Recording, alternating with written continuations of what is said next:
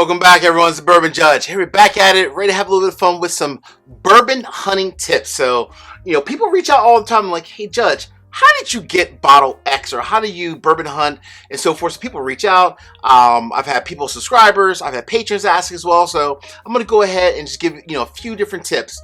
But before I dive into everything today, let's jump into some housekeeping items. So first and foremost, I want to go ahead and welcome my newest patrons, my good buddy Matt R.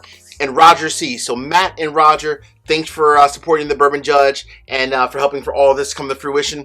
As well as I want to give love to all my other patrons as well. Thank you for the ongoing support. Love. We have a blast going back and forth in Discord, various different contests. We actually had a fun one even just for the Super Bowl. So thanks again for all my patrons as a whole. Also, catch me this Friday night on ADHD, Matt Porter's the Matt Madness Challenge. I'm going on live this Friday night. So catch me on Matt Madness. Thanks again, Matt, for having me on. Really looking forward to it. And last thing for the housekeeping. So Mr. Judge and I are really excited. We booked a trip coming up. You have to check out, if you're in Louisville, a place called the Swepson Guest House. So the Swepson Guest House is actually a really cool facility. They can accommodate, people from small to large groups. So small, like just myself and Mrs. Judge, all the way up to like 42 people. So no matter if you're going out for like either a barrel pick, bachelor party, bachelorette party, no matter whatever the size is, make sure you check out the Swepson House, a really cool spot that I heard of, and I'm really looking forward to checking that spot out. By the way, if you book by April 30th, you can use my discount code at TBJ10, so TBJ10, in order to get 10% off if you book by April 30th. Cool? All right. So let's dive into some bourbon hunting tips. So I'm going to start off by saying, these are 8 different tips. You can choose to use all of them. You can use some of them. You can use none of them. Choose what works best for you. Cool? All right. First and foremost, I would say, when you think about bourbon hunting, number one, you have to change up the stores that you go to. So if you only go to one store, maybe if you're coming home from work and you're driving, you're about 15, 20 miles away, go to a store that you might see often, but you don't necessarily go there to shop. Actually just see it, stop off. It might be 15 miles away, but go ahead, stop at that store. Change up your routine on the stores that you go to. You'll be surprised at what you actually find when you go to different stores. Cool? That's number one. Number two, do not judge a book by its cover. Don't do it. Let me give you a good example. I was in Florida with the family, and I saw the small little liquor store, and I told my wife, Mrs. Judge, I'm not stopping there. They have nothing. Thank goodness Mrs. Judge knocked some sense into me, literally, with the gavel, hitting the head. I walked in there, and they had 20 to 30 different barrel picks. Literally 20 to 30 barrel picks. Now, if you're looking at the store itself, it was smaller. It looked a little bit run down, maybe not in the best area, but I walked in because Mrs. Judge was like, you should probably stop. And they had like 20 or 30 different barrel picks. Talked to the owner. We were talking about Kentucky. Knew a lot of the same people from the various different distilleries. Do not judge a book by its cover. That is number two.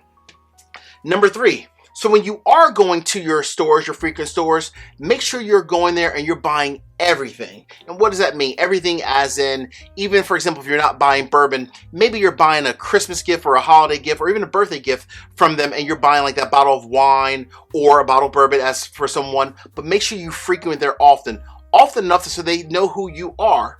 And again, you're buying certain items. Number four, build relationships. Relationships. Did I say relationships? You have to build relationships. And building relationships, by the way, is not just, by walking in saying, hey, what did you get in today? Or what is behind the counter or what's in the back. That's not only necessarily building relationships.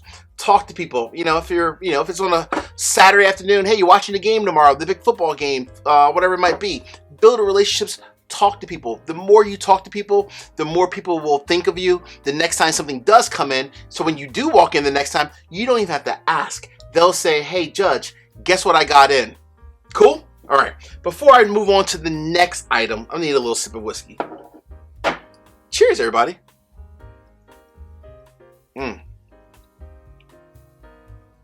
Whew. That is good. All right. So what's next on the list, Judge? Number 5. And this is a critical item.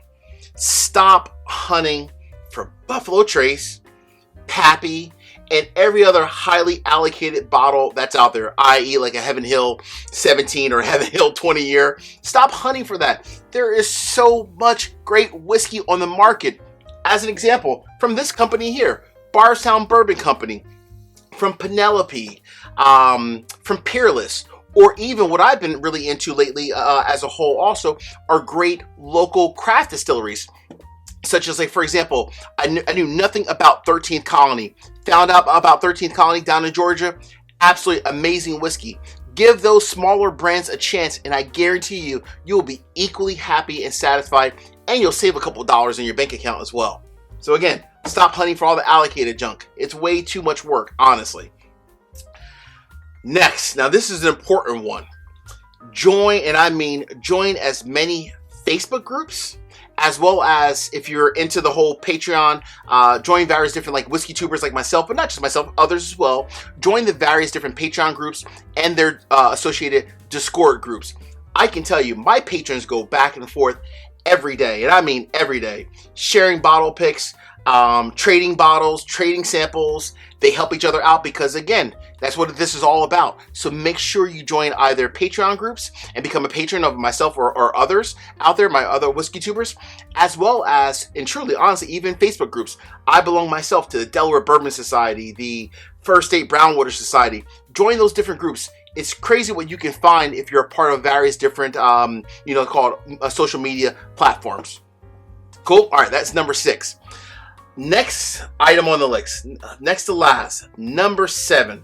When you are traveling, no matter where you go, make sure you stop at various different stores. As an example, when I travel with my family, Mrs. Judge knows darn well we are stopping at a liquor store. Doesn't matter what state I'm in. Why is that important? What's available in Florida is not typically always available in Georgia or Maryland or Texas and so forth.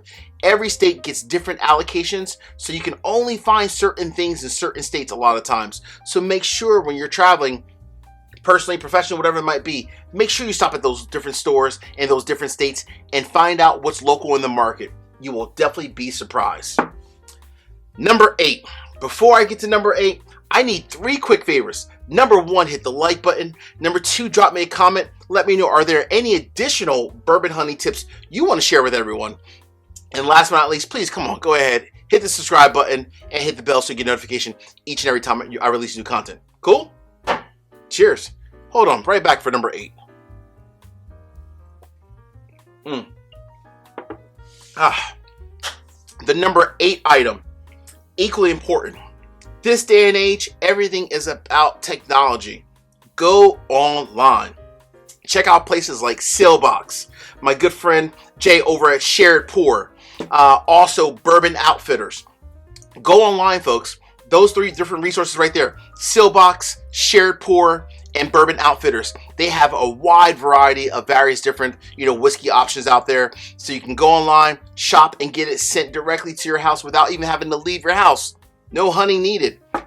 Not even jumping in the car. It's just quickly going online.